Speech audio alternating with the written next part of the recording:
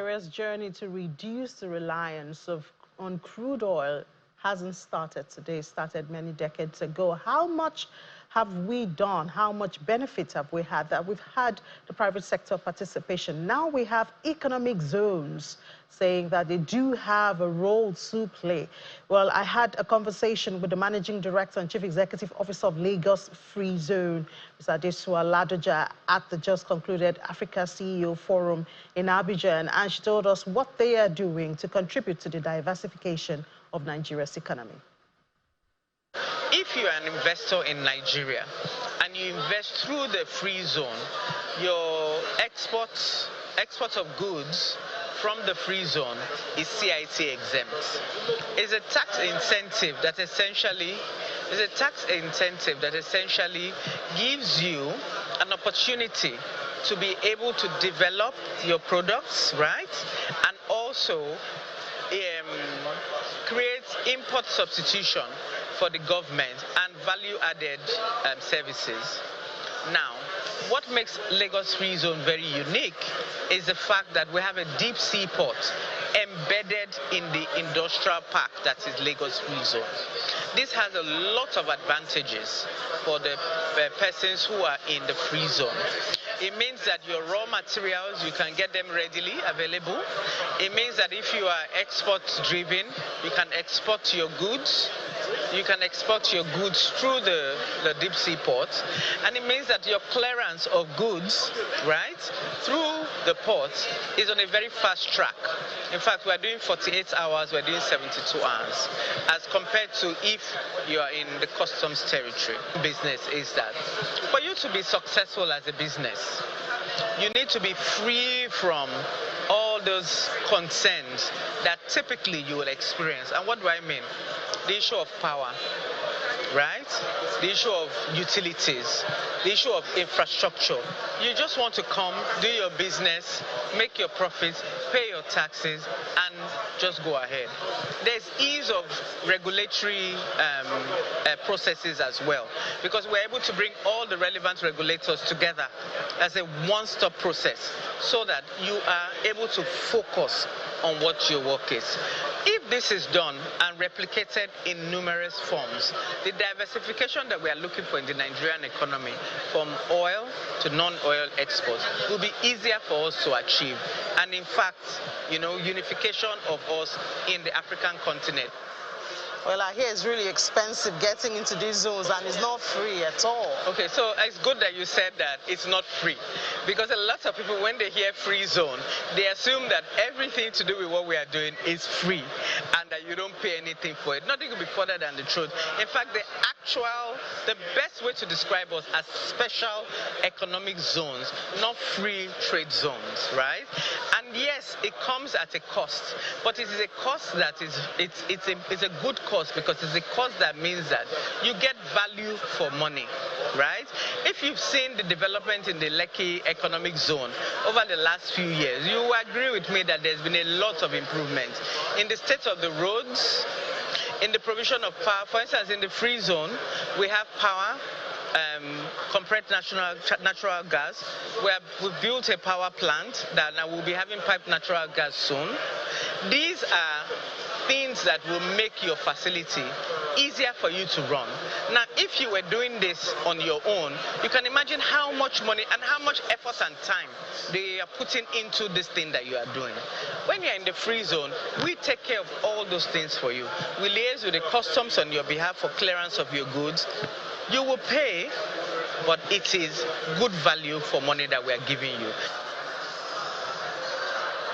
So while you help your customers or your clients in dealing with the challenges in the zone, they still have to deal with the realities that we have on the outside, the bigger Nigeria.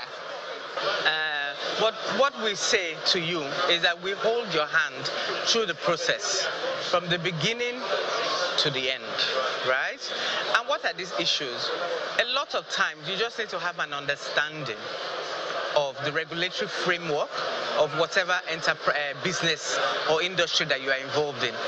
Why a lot of people have difficulties that they don't understand the rules, the regulations, the policies that affects the what they are about to enter into. Now we have research associates that work with us, that they can prepare business plans for you that will come with everything that you need to know about the field that you're about to enter into. So there are no surprises. Once you remove the element of surprise, then the rest becomes process. And we make sure we standardize a lot of these processes on your behalf so that you don't have that problem. So with the picture you've painted, doesn't sound like there's a place for small businesses, and they make up the majority of businesses in Nigeria. We've also been given this feedback, right? And so recently, we're looking into creating a hub in the free zone for medium, small and medium scale enterprises, so that they can also have access to some of these things that can be a game changer for them, right? They also need access to raw materials. They need access to the ecosystem that we have created, because you can be manufacturing something in the zone, and there's another enterprise that is making cartons, and you have access to that. If you want to build your facility, there's an entity there that is doing steel panels. So you can imagine it's a nice ecosystem of symbiotic businesses. So we are creating something similar for small and medium scale enterprises, so that they can be close to and access these advantages that the large scale companies have. From your interaction with these industries, what sectors would you say could be described as the low-hanging fruit for the country if we want to accelerate our diversification as a country? That's a very good question. What we've noticed is that logistics is something that is very big, right? Pharmaceuticals, paper is also very good. Petrochemicals is always there.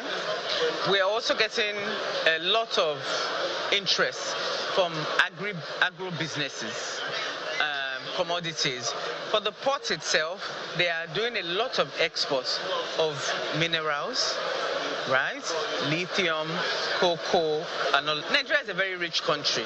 There's practically nothing that we cannot generate. The important thing is that we need to do it to the highest standard possible in a consistent manner with the support of government in terms of infrastructure like roads, and because from farm to market, from factory to port, it requires a connection, a connectivity, and that's where government needs to come in, while we then are able to help with issue of the port for you to get to where you want to go. We have companies that have heard about the zone. They've come in to set up because they want to use the zone as a hub for West Africa. So you can imagine it's really helping us to create that market that has not been available. And of course, you are at close proximity to what we call the customs territory, which is Nigeria, which has, you know how large our population is. So ready markets available, opportunity for West African expansion, I mean, it's all limitless.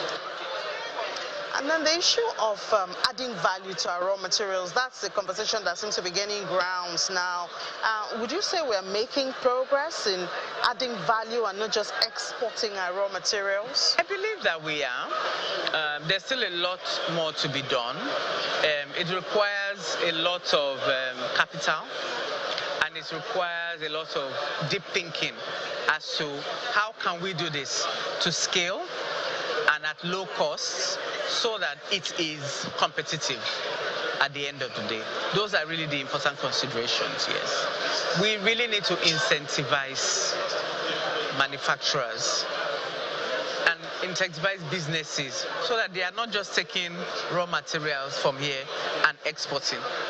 You need to give them the backing to be able to look. We're very creative people, very creative country. If given the right enabling environment, we will be able to create more value into what it is that we're exporting, and that way increase what we gain out of it.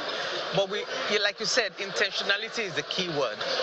Legislation is one way to start, but I think beyond that, we really need to look at how we can help beyond just words and compelling to make sure that these people see the value in doing this value addition in Nigeria before it's exported.